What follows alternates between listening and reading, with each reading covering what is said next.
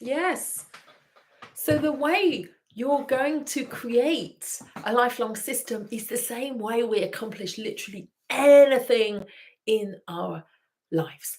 We make a plan, we make a plan, and then we take messy, imperfect action, and you just do your best to self-talk your way through it. And then you reflect, you evaluate, and you keep learning, right? And that's the difference. That's the absolute difference between what you've been doing and creating a lifelong system. Because what you've usually done, my friend, what you've usually done, sweetheart, is usually this. And I know it because I've done it. You take on some expert's plan. You read a lot about the Fast 800 or 5-2, or you go to Slimmer's World, or maybe you just listen to what your friend is doing, or maybe you make something up. I spent a lot of my life making up diets. And basically, this plan is a set of rules for yourself. And usually it's only about the food, sometimes about the food timing, right? But all of the effort and focus is on what you're allowed and what you're not allowed, and the different combinations of macronutrients. And it's usually quite radical. It's usually unrealistic, strict, hard, no fun, and short term. So you take on some expert's plan, and it's tough, but you can do it. You think you can do it because, one, it's really simple, and our brains love simple. So that feels like it should be easy. And two, because you think, well, if I just endure it for this short amount of time, I'll have very quick results. And we are very impatient, especially when it comes to weight. And so with those kind of, and we're impatient when it comes to weight because we have the emotional fuel of urgency, which is coming from a lot of thoughts of, I'm not okay as I am and I need to be thinner yesterday, right? So usually we take on some expert's plan. We try to do it perfectly, and sometimes we do for a while, right? And we feel really high and virtuous and like, this is amazing. Sometimes we even evangelize to our friends about it until we fail. And one day we do fail. Our routine changes, or we have a bad day, or we're too tired. We can't be bothered to focus on it enough to keep it under control. And then usually when we fail quite spectacularly because we failed a bit. Usually we go all out and fail completely, maybe even binge. And then we hate ourselves. Or we hate ourselves a bit more and a bit more and a bit more. Sometimes we spiral in self-hate for quite a long time until we absolutely can't stand ourselves anymore.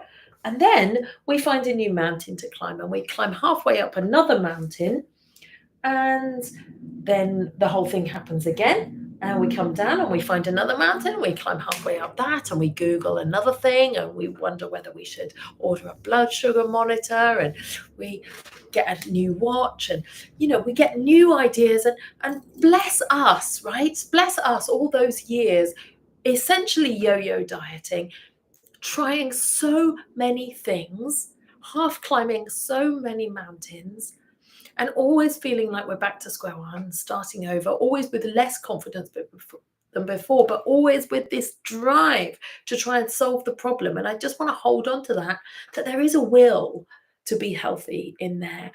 And not this doesn't always come from a bad part of us. It comes from quite a like, I'm going to lift myself up part of us, which is good. It just gets mingled with a lot of this other stuff. So how can we, instead of creating an expert's plan, I spoke in the last video about creating a plan for ourselves, right? And really, that plan just needs to be not a load of food rules. It doesn't need to be a load of rules. We don't like rules at all because, as children, we're subject to rules when we can't be trusted, when we can't be trusted to make decisions on our own behalves, then a rule has to keep us in check. We don't like that feeling of a lot of rules for very long. We're naturally designed to be quite autonomous individuals. In fact, Jon Kabat-Zinn, one of the founders of the University of Massachusetts, very established, very famous mindfulness-based stress reduction program, which really, and some of the research on neuroplasticity that really like put mindfulness into the mainstream. Jon Kabat-Zinn once said in one of his mindfulness books on parenting, actually, that feeding ourselves is our first act of autonomy.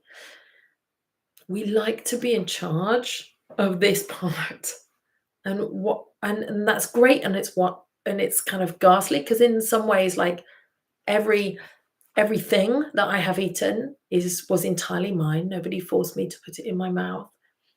And only you can be responsible for picking up food and putting it in your mouth. But at the same time, it has this lovely sense about it of like, oh yeah, when people say that eating struggles are about control, I do need to be in charge of my own decisions about at least this.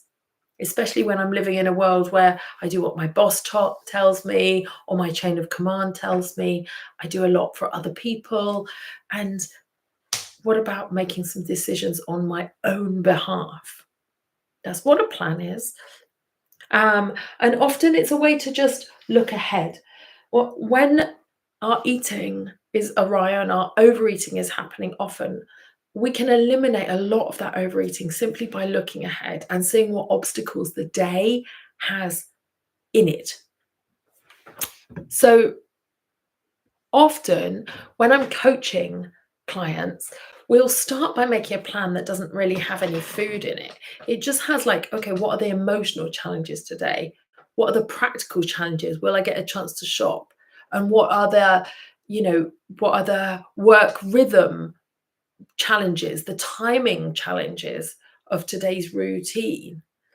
When we are in charge of all of this kind of obstacle anticipation, we actually get rid of a lot of the unwanted overeating, which really often happens when we let ourselves get starving hungry and then have to go to a vending machine or eat whatever's there, or when the routine just completely throws us and takes over, or when something emotional ambushes us and we just feel terrible and like we deserve some sort of compensation in some way.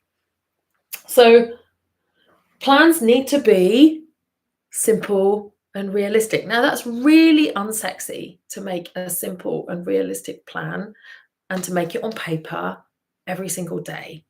When I start making plans with clients, we make them on Post-it notes, and they really do look very much like what you're already doing, like not really like an improvement.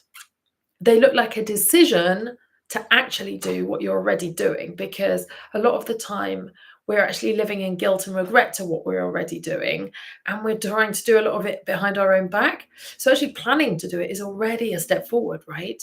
Planning to do that, if you think you're going to end up coming home at 5 o'clock every night and going straight to the freezer and eating a Magnum, wouldn't it be better to plan that and then give yourself a bit of permission to actually sit down and get present with it, rather than doing it, and as you're doing it, wishing you weren't doing it, going, oh, here we're going again, and eating it standing up in front of the freezer, and then feeling like you've blown it in some way. When you plan for things, you actually take ownership of them, and all different parts of you can come into play. Your creativity can come into play. Your sort of hopes and dreams for your long-term health can come into play, and your sort of realistic sense. And sometimes it really just needs to be a few minutes of thinking ahead. When we get more sophisticated in our planning together, in our coaching, we tend to plan several aspects. we're planning the emotional side of eating. Okay, how am I going to do this? If I'm eating in the car a lot, what the heck is going on? What am I feeling? If I'm stress eating a lot, can I just plan to solve that trigger part of the day, getting to know your triggers and just solving for that? Planning your movement and making it realistic. This woman is obviously, from my excellent artwork, walking her dog, right? Just everything counts. Hula hooping counts, right? It's, you know, all movement counts. So just make it easy for yourself. Yeah. Don't want to overdo it. You might break it. For the practical, we need a plan for the practical, because we can't eat food that we haven't actually brought into our sphere of influence. So, we need to think that through a little bit. And we plan our self-care a little bit. I'm talking about drinking water and having some headspace or relaxation and having some sleep. Yeah, I'm talking about these kind of things. If we haven't slept enough, then it doesn't matter what perfect diet plan we're on. We're not going to lose weight. We need to sleep. Sleep is when cell renewal happens. Sleep is what gives us the mental strength to be able to make smart decisions on our own behalf. And in the end, eating is a couple of hundred food decisions in a day. So the best chance we can give of ourselves doing that is to plan to get enough sleep, right? So I've gone off on a bit of a tangent here about planning. And remember that the second part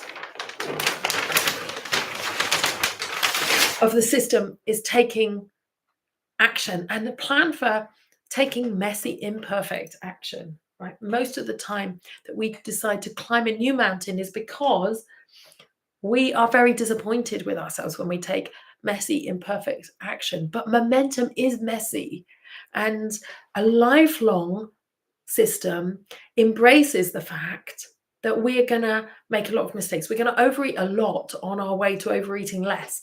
That is the name of the game, right? Not to beat yourself up about it, to be curious about it. Now, when we're taking action, we're just going to do our best to self-talk our way through it. We're going to do our best to talk to ourselves into as many good decisions as we can make. And often that means making the second best decision, not the ideal one. You might have planned to take a packed lunch. So how are you going to self-talk to yourself when you didn't have time to make it? What's your next best decision available to you? And how are you going to encourage yourself to stay on your own team all the way through? Here's somebody going, eggs. Oh no, I forgot to defrost the meat. Oh well, omelette it is, right? It's all about telling yourself, I'm doing my best. So much compassion is needed if you want to keep going lifelong with your system. This is mostly where we stop and start somebody else's plan, because we have an inner perfectionist who would prefer us to do things perfectly. This is very uncomfortable, very new, especially if we're successful people. This is not a process that we do. Often we've been encouraged to pursue careers in the things that we don't have to do this in. We pursue careers in the things that we're naturally good at and that we've become perfectionist in. It's a bit different. So I talked about curiosity. Like, we also need a part of the process where we like reflect on what happened. So instead of guilt and regret and remorse, we're really going to think about overeats as a point of learning. Like, what was I telling myself? Total curiosity. Curiosity is the antidote to judgment. When you think about it, curiosity is asking questions. Judgment is thinking you already know the answers. Why did I grab that chocolate out the till? Often, while we're unlearning overeating, we really are most wise with hindsight. And it's annoying. Yes, it is annoying to have made mistakes, but it is actually really difficult for us to have the perspective that we have before we've made the overeat. That's really quite ninja and a bit further down the line. At first, we're really just reflecting on what happened so that we can know our triggers and be alert to them for next time. And that's really what it looks like. Now,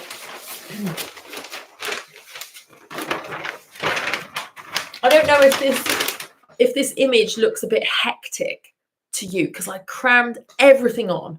So a bit of a summary about planning here.